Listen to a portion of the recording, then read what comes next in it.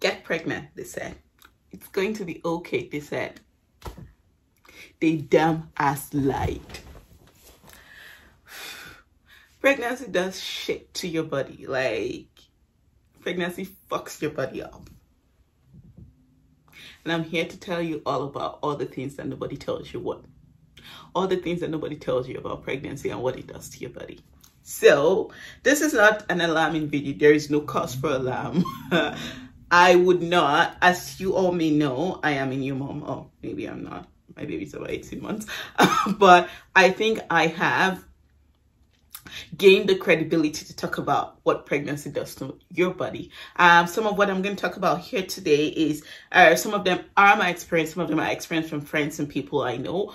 But I just summarized 10 quick things that pregnancy would do to your body. Or, so you have an idea. Let me know in the comment what it has done to your body, if any of the things I mentioned have happened to you or someone you know.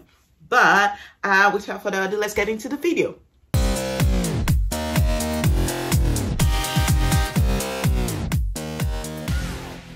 Hi everyone, my name is Jane and this is Styles by Jane. My channel is focused on fashion, beauty, and lifestyle, and my life as a mom. If you're new here, thanks for stopping by. If you're a repeat subscriber, thanks for sticking with me. On this channel, we talk about, again, fashion, beauty, and talk about styling trends. I do fashion hauls, I do reviews, I do style tips, and I talk about beauty, I talk about lifestyle, I talk about everything. So if you're interested in content like that, please stay on and click the subscription button and notification button so you know when I have a video up. Now that I've gotten that gist out of the way, let's talk about why you're here today. So, pregnancy, especially as an African woman, oh shit,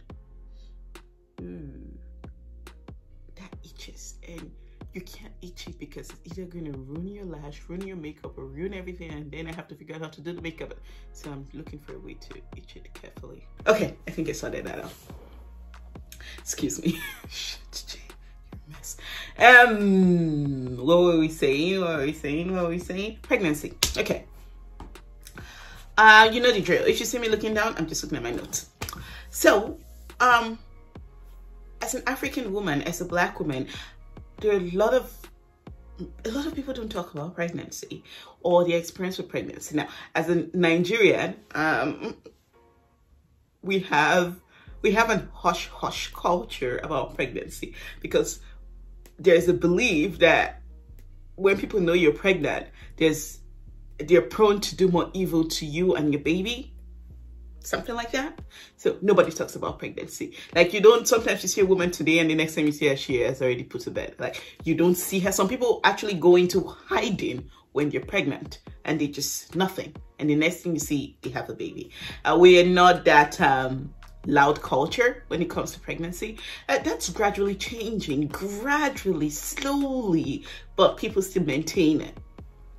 So that has developed into even worse aspect of culture that nobody talks about their experience with pregnancy, what it does to you, what it does to your body. I had zero idea what was going to happen to me or what I was getting into when I was pregnant, even though a lot of my friends have been pregnant. But it's not something they do intentionally. It's just something that we are all used to. Nobody talks about it. Yes. You don't talk about labor. You only talk about it with other people that have had babies.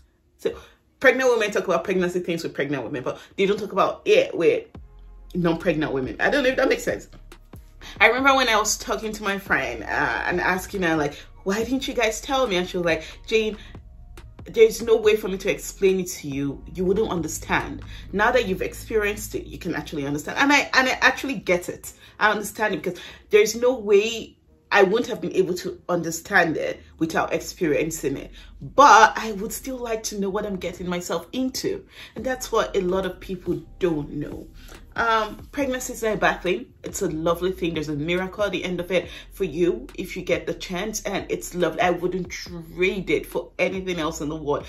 My daughter is like the best thing that's happened to me in a very long time. So yes, but I'm still a woman. I still have self-esteem, and that shit crushed it. pregnancy crushed my self-esteem. Like, I want to talk about it.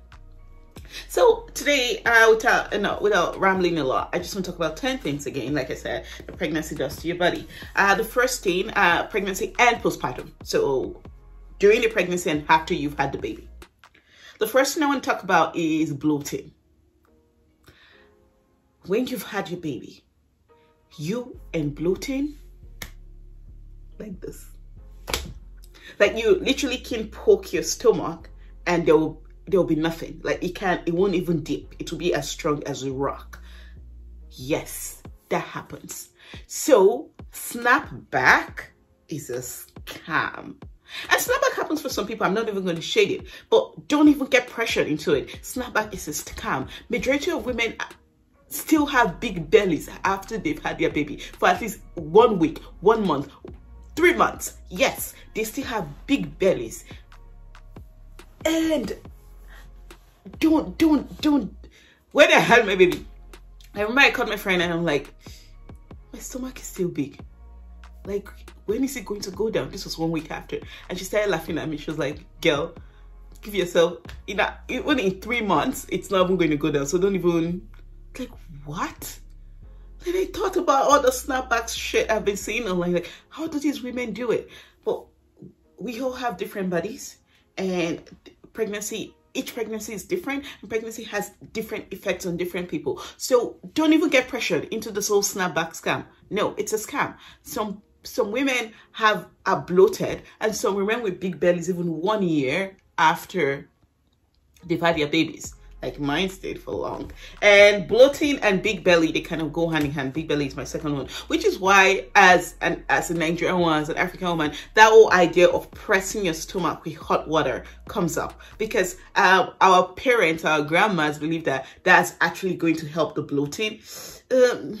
I don't know if it's true. I know that the hot water on my stomach is more of a relief for me, for the pain, rather than helping the bloating. But either way, it's a win-win, because it helps me. If it helps the bloating, yes. But the big belly, you have that because your uterus will take time to shrink back to its regular size. So the shrinking process takes time. It doesn't, think about it logically. It took your body 9 months to get to that point, and you're expecting it to go back in 1 week.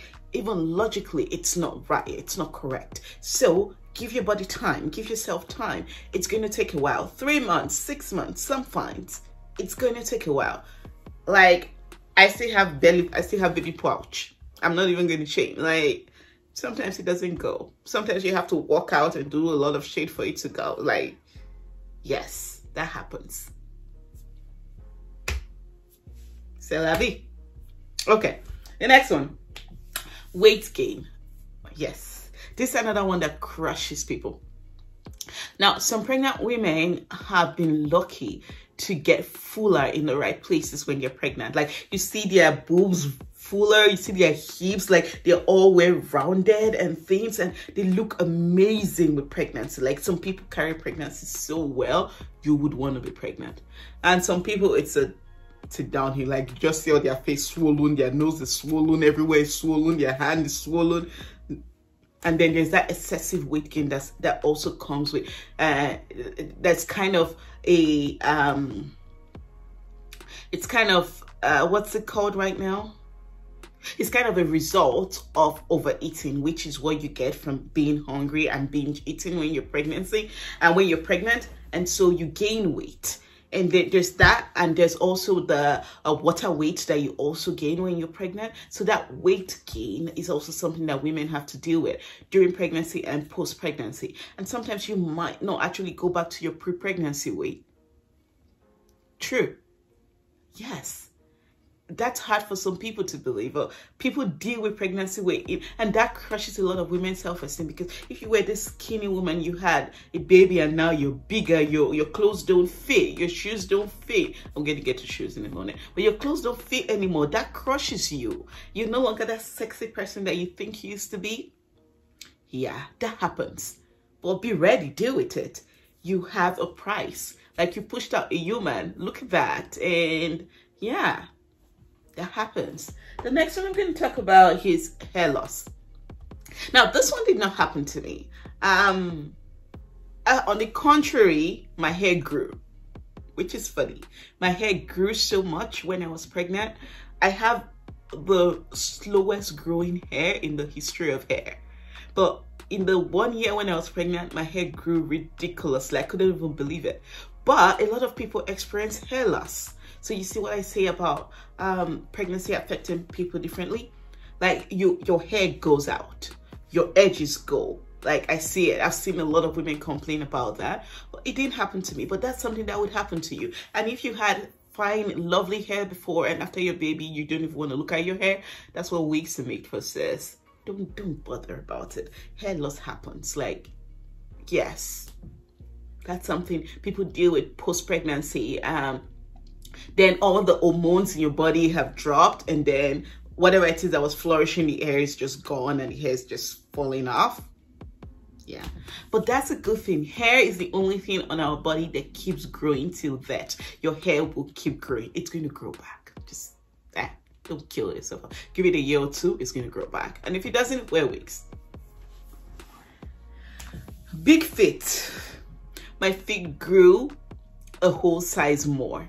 I don't understand how that happens. So pre-pregnancy, I was wearing 38.5, 39. That was my shoe size. Post-pregnancy, I wear 40.5 or 41. 41 mostly. I think 40.5, just me trying to convince myself. But 41. A whole size. None of my old shoes fit. The sandals, I could wiggle my way around it because, of course, it's open at the front. And if it's open at the back, even better. But none of my old shoes fit. I literally had to give everything out or have some in my basement. Like, I can't believe it.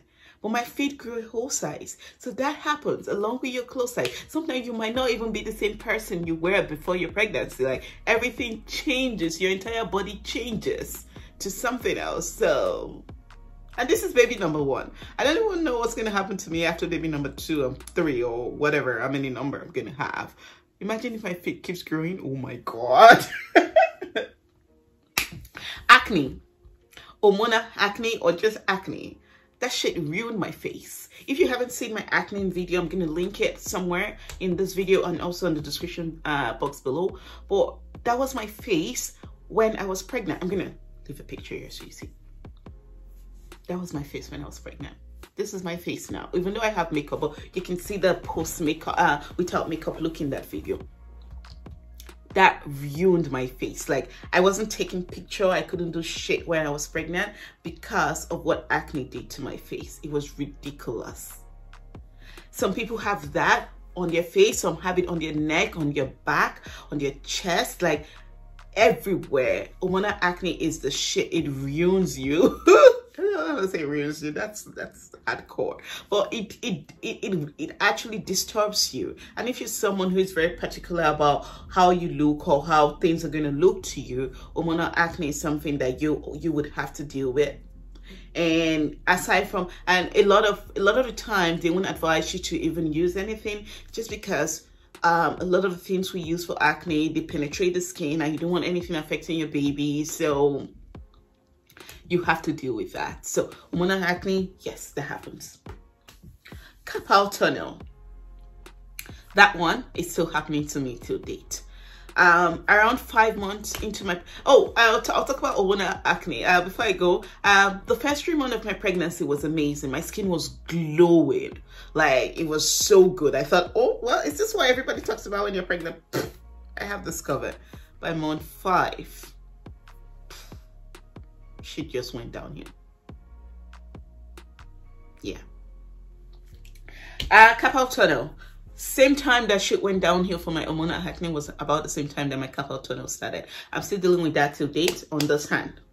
I wear braces to sleep every night. But during my pregnancy, I was wearing braces on both hands. It started on both hands. Now this one is way better. I don't have anything worrying me on this hand. This is a hand I struggle with the most. It didn't go. I was still that, oh, after pregnancy it's gonna go. No, it didn't. Just one hand. I still have to deal with this, and I'm actually considering surgery for this one. But carpal tunnel, go read about it. I started feeling pains all over my hand. I couldn't use my hands. Like, it was that bad. I couldn't even do this then. Like, some serious pain. I still even have pains here. Serious pain on my hands, on my ankles. It was ridiculous. And it was because of the pregnancy. There was nothing else. It was just that. Like, I didn't know what was happening to me. My hands were, I couldn't work. I had to leave work because I couldn't use my hands. That's what another shit a pregnancy does to you. Yeah. Oh, breast size. Now, if you're top heavy like me, imagine that, like, doubling, or not necessarily double, but having 1 or 2 cup size added to your already big boobs. The pain that comes with it. Like, I had serious breast pain when I was pregnant. My back, my chest, everywhere. The breast itself was paining me. Like, I couldn't. It was so painful. This was not while I was breastfeeding. This was when I was pregnant. The breast was so painful. Like, sometimes I just have to stop because there's this sharp pain going. I would just have to wait for it to pass. It was crazy. Then your breast size. Then some women actually enjoy it. They enjoy the big breast, and sometimes after breastfeeding, after pregnancy, the breast doesn't go down and they're left with fuller boobs. I didn't want that. I wanted my breast to go back to what it was before. It didn't. I think I added like a cup up, just 1 cup up. But yeah, some women go 2-3 cups up. Their breasts become rounder and fuller, and it just remains that way. And your body just accepts all the goodness of pregnancy. Like, I envy those women. But no, your breast is gonna get bigger. Your bra might not fit anymore. Your clothes that you used to wear might not fit anymore. That's the shit that would happen to you. Stretch marks. Oh, I hated this one. This one happened to me. I did everything possible not to have stretch marks. Everything. But no, it came and it was brutal. My stomach, my waist, my hips, everywhere. And it makes sense because this was my skin stretching, and the marks was just repercussions for that. But I did not want it because people actually go pregnant without stretch marks. Like, why do I have to do that? But no, my body wanted something else. Nothing worked for me. I used bio oil. I used all the creams possible. I used everything. Nothing worked. I had stretch marks. I still have them. They didn't even leave. But the ones on my hips and waist, they left. But the ones on my stomach, I still have them. Like, I don't even know what to do with them. Like, they're just still there. My only consolation is when I get pregnant again, I hope that it doesn't, I don't need more. They're already there. I hope they don't stretch the stretch marks because that's just going to be ridiculous. So yeah, stretch marks. And some people have them in weird places. Now, mine is good because it's in my stomach, it's covered. If you have them on your hands or anywhere else, yeah. Varicose veins is another one that didn't happen to me, but then you see it on a lot of women. I know people who are actually very concerned and conscious about varicose veins, and it's tough because there's really not much you can do about it. Yeah, sometimes it goes, sometimes it doesn't. And if you're light skin or Caucasian and it just stays on your skin, you just see those green veins on your skin, yeah, does not always look good. But if you're okay with it, that's fine. Some women also have to deal with that, so that's not something that you would like to deal with. Yeah. Finally, I threw in a bonus one on here, which is your vagina. Yeah.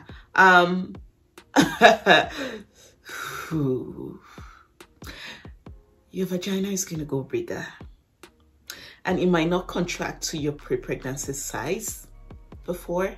It might just be wider. You have to be okay with it. You have to be okay with having sex with a bigger vagina. Yes. But that's a no-brainer. You just pushed the human being out of you. Like, you did not expect it to go back to the way it was. Actually, if you now, it's even worse if you have a tear. Yeah. Everybody's going to be all right. Everybody that uses a vagina will be all right. So that's something that we also have to deal with. Yeah. I would like a world where, as women, we can talk about pregnancy and the struggles that we go through postpartum depression. That's also something that we deal with, and it's not easy. It's easy for people not to understand what postpartum depression is, but that's something that, please, if you've just had your baby and you believe you're susceptible to that, please get help, because it's real and it's terrible, and it's something that no woman should deal with alone. So please get help. Postpartum depression is a terrible thing for anybody to go through, but you are a good person, you are a mom, your body just went through shit. Please be easy on yourself. I would like a world where we as women can talk about these things without feeling uncomfortable about it. I know there are a lot of platforms online that try to motivate us to talk about pregnancy and our dealings. I'd like us to be involved in that. I, for one, I was never hush-hush about my pregnancy or my story to getting pregnant, or stories of infertility and how women, especially African women, were shamed about infertility, and nobody talks about their struggle with infertility or endometritis or having miscarriages. Was shamed about it because we're expected to get married, get pregnant, and it's easy for some people to get married, get pregnant, and get pregnant some more. And some women just struggle to eventually get to one pregnancy. I would like us to get to the point where we're able to talk about it. It's a struggle. Like, people pass through it, I passed through it, so I know what I went through, and I know it's not easy on other people. So I hope I'm going to talk about things like that a lot more on my channel, just as an avenue for me. And if it helps you as a woman, please let me know. I don't know what else I can do. This is just my platform, and I'm using it to speak about issues like this so that you know that you are not alone. It's not just you. Don't feel like it. Other people are going through it, and it helps to talk about it. It really, really helps. I know I learned a lot about infertility by following two ladies, Mother Mope, on Instagram and on YouTube here. They talked a lot about their IVF journeys and how it went. Now they both have 2 babies, but I started following them long ago, even before they got pregnant, and they talked a lot about their journeys with infertility, and that helped. Knowing about it and knowing what you're going to be navigating. So I hope this helps. This was supposed to be a fun video, and I'm sorry I'm ending in on a note like this, but I just want us to be open and have conversations about things like this. And yeah, so if you've please subscribe to my channel. I'm pretty new on YouTube and I'm trying to grow momentum, so please subscribe and click the notification bell so you know when I bring out new videos. I bring out videos weekly, so go check out my other videos on my channel. We'll talk about fashion, we'll talk about style, we'll talk about everything. If you're interested in content like that, please stay on. Thank you very much for watching. Stay blessed, stay safe, and stay healthy.